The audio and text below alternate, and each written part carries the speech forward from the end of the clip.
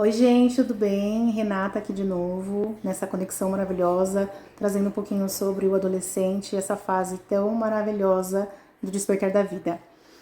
Hoje eu queria bater um papo sobre uma forma de se comunicar que pode ser legal e que pode impactar de uma forma diferente o relacionamento entre os pais e os filhos dos adolescentes.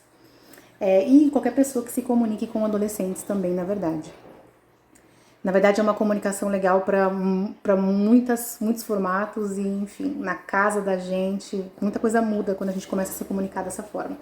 Que é a chamada comunicação não violenta, e a gente pode chamar de comunicação assertiva também. E por que ela é legal a gente de exercitar essa comunicação? A gente pensando que o adolescente, ele não tá na fase da dependência e ele também não tá na fase da independência. Então, ele está na fase da interdependência. Então, ele nem depende totalmente do adulto responsável que está do lado, mas ele também não está totalmente solto para poder tomar todas as suas decisões com assertividade, com coerência. Ele está no meio do caminho, né? Então, ele precisa de alguém ali numa relação mútua para que ele se desenvolva. Então, se ele precisa disso, a gente pensa que o adulto que está perto tem uma responsabilidade em participar na construção, inclusive do como pensar, do como agir e do como se comunicar. A gente vê que a comunicação ela é uma habilidade que ela vem sendo perdida nessa nova geração, porque a comunicação que ela é feita pelo celular ela é muito mais atrativa do que a comunicação que a gente faz ao vivo, na vida real, no mundo real. Então eles estão perdendo, nessas novas gerações estão perdendo essa habilidade. Então, quanto mais a gente treina isso com eles, melhor é para a vida, né? Para o futuro, enfim, para as relações com as pessoas. Então, a gente faz essa comunicação em mais ou menos 4 passos. Então, o primeiro passo é você colocar o assunto, o fato, sem nenhum julgamento. Você conta a situação para a pessoa com quem você quer trazer uma conversa. Ou seja, pode ser a própria questão da comunicação não está sendo boa, a comunicação está sendo ruidosa. Né? É muito comum os pais falarem, poxa, toda vez que eu quero falar alguma coisa pro meu filho, já dá encrenca, já dá briga, eu não posso falar nada. Os filhos também chegam com essas coisas, eu não posso falar nada, né? E que dá briga e tal. Então, o primeiro passo pode ser assim, trazendo para essa realidade. Sentar e falar, filho, filha, percebo que a nossa comunicação tá ruidosa, percebo que a nossa comunicação tá falha, percebo que a nossa comunicação não tá legal.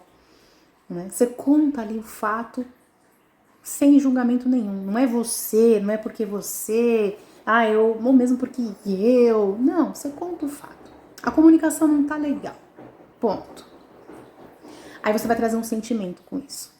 Aí você vai falar assim: eu me sinto triste quando isso acontece. Me dá uma tristeza. Eu me sinto triste.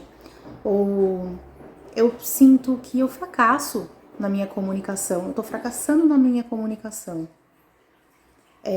Sinto um desespero, porque eu queria que, né, não fosse assim.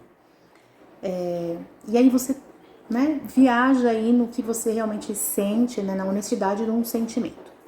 Isso por si só já é maravilhoso, isso por si só já quebra barreiras, já quebra paradigmas.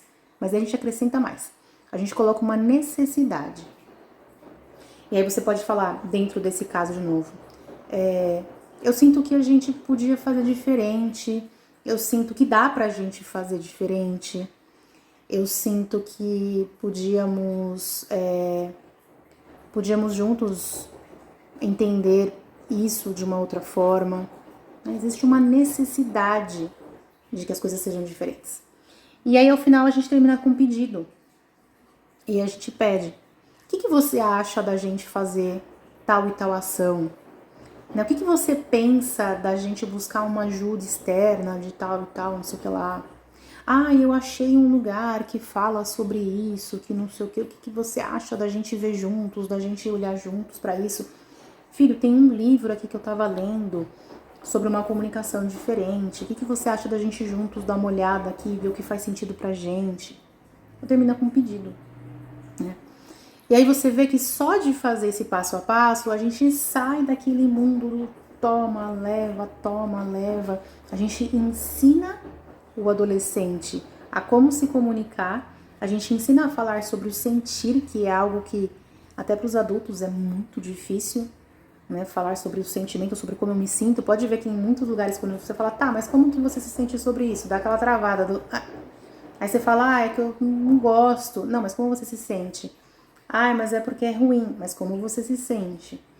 E aí a gente resgata o sentir. A gente precisa, tem até livros que falam sobre os sentimentos, sobre as emoções, pra gente aprender a entender o que que é, né? Tem um emocionário, a gente poder separar as coisas, pra gente poder dar nome para as coisas. Quando a gente nomeia as coisas, a gente desenrola de uma outra forma, a gente consegue colocar muito mais fácil os esclarecimentos, as resoluções, né, dando nome aos bois.